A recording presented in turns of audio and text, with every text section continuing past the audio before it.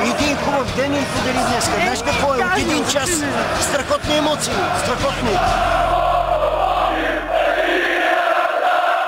Днес определено никой не му пука нито за картица, нито за нищо друго, освен за този мач.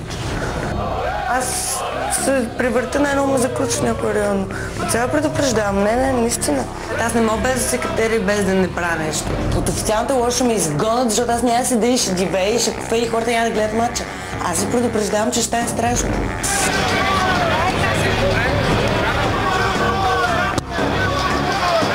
Аз ще изтърща, не отговарям за действията си. Не ме е страх и да взема някой друг шамар, защото не ме е страх. Но ви казвам, защото за вас ще стане кофти.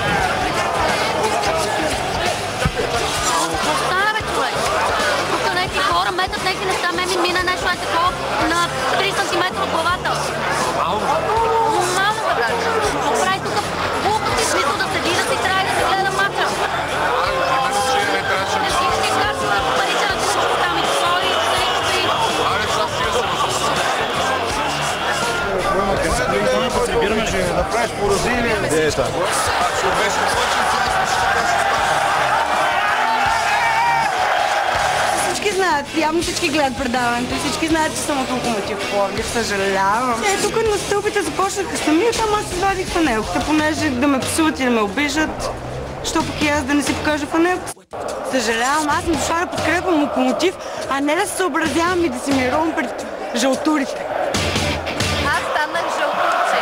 Дано Мариана да ми го чуе това.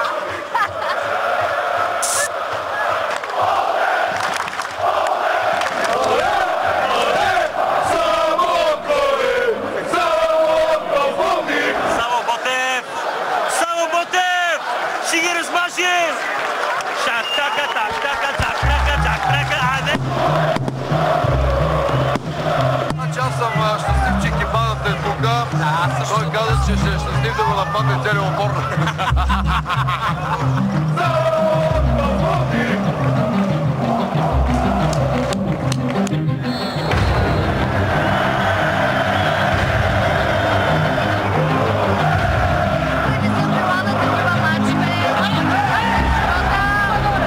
Има страшна емоция, много е готино.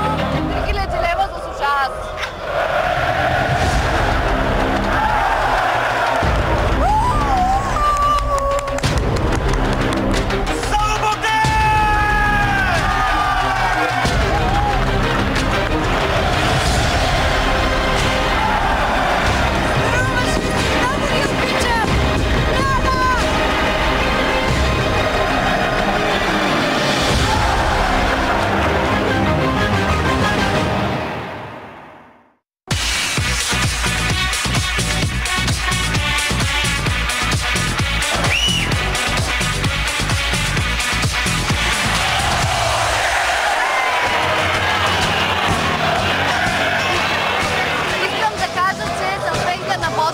Заслужавам една фанелка, жълто с черно. Ботев са по-силни от Локото. Локото за мен получават Оскари за добри симуланти. И аз съм определено за по-добрите. Ботев и Радецки гордо плува. Марианче, мило, Ботев са по-силни. Не ме е страх от теб. Страх ме е повече от агитката на Ботев. Затова съм с тях.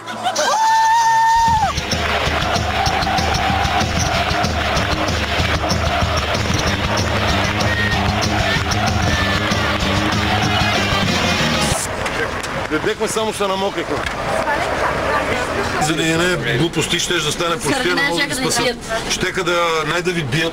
Ти знаеш, ако тръгнат не полиция, не охрана, ще минат точно като луда крава телето, не знаеш? Да, сега да влезеш бъдете в кътката на лова. И дигаш фанелката на Локо Пловдив. Ти нормално трябва да си болен мозък. Ама тя боли, тя вече 2 дена, тя гледа на адекватно. Това ме интересува, ти ще го изядете вие, бе. Аз се бях... Да, бе, тя камъка мина на 2 см на ход на То не ми, че тук се качиха горе, бяха да Века строгнали, бутилки, взеха летът, аз усмихвам, да камък, какво ми гледам снимка.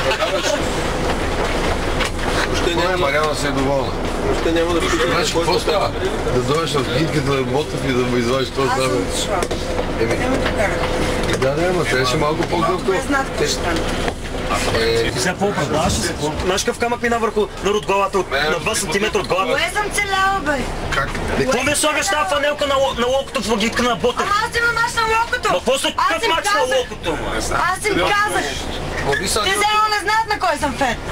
Марианче, ти виждаш все пак по обстановката, има объркване. Чебе, Мариано, чакай малко. Аз ти казах, че тук не може да си правиш, да си развяваш коня, как си мислиш, че овазва моето момиче. Изобщо не съм си говорила с теб даже. Напротив, там като ти казах, дай да мислиш, че ти командваш парада. Изобщо не съм говорила. Феновете на Ботев, казах ти го отпред, точно беше до мене. Ти не можеш да си отидеш, се правиш да ги някакво в феновете на Ботев. Искам да си сложа фанелката. Не можеш да я сложиш на домакинския мач на Ботев Пловдив, нямаш шанс. А защо ми водят там? Ама рискуваш. А къде те водят, бе? Къде на Елизавета? Малко да мислиме Добре, идете ви там, защо мен ме водят там, при положение, че всички знаят, че съм толкова. Дори да не бях извадила фанелката. Фанелката извадих много след това. Те чека да ги оттрепат, бе. Добре, че дойдеха полицайите, охраната ти беше отишла, бе, моето момиче. И щека да го издадат и другите около тебе. Ако ме бяхте оставили аз да направя организация, нямаше да има абсолютно никакви Ти проблеми. ще направиш организация. Кой си ти, бе? Коя си ти, бе? Ти можеш да си измиш чините да ти ядеш тях, ма. Ще направиш Ние си абсолютно всичко. Виж си. Моля да се това пита как съм и марулата. Не съм те питала как съм и марулата. Ти ми говориш на мене за мачо да направиш организация, че ходите като лумпани, да ходите да вкарате плачете. Чакай, че още не е свършил тук, не знае дали може да си тръгнем още от тук. Но ни изпочупат автобус. Така е, приятелче, така е. Ти много добре виждаш къде влизаш, бе, човек. Това ще стане така или иначе при всяка атака. Каква Това мога да ви го гарантирам, защото аз не мога да седя да си мълча. Не можеш да стоиш обаче. Ами за тия неща трябваше да се сетиш още като ти предложиха да отидеш на матча. Аз съм го казах вчера на разговора, го казах всичкото това нещо. Любе, Не си бил под там. нивото да разговаряш с този човек. Абе, стига, няма сега за това да говорим. Айде, няма Беше нищо да ясно, говорим че с е него пълна повече. глупост още в момента, в който си се съгласила да го направиш. Не можеш да излезеш по телевизията и да казваш колко върл фен на Локо си, да отидеш на мач, с който Ботев са домакини. И да влезеш в агитката на Ботев и да развееш фанелка на Локо. И Не да знам след какво очакваш го да ни направи това. посрещнат с аплодисменти. Еми няма как Не да знам стане. след какъв го направи. Това ще си понесеш много сериозни последствия за това действие, често ти казвам. Не от мене, от целия отбор. Защото поставяш хора в опасност.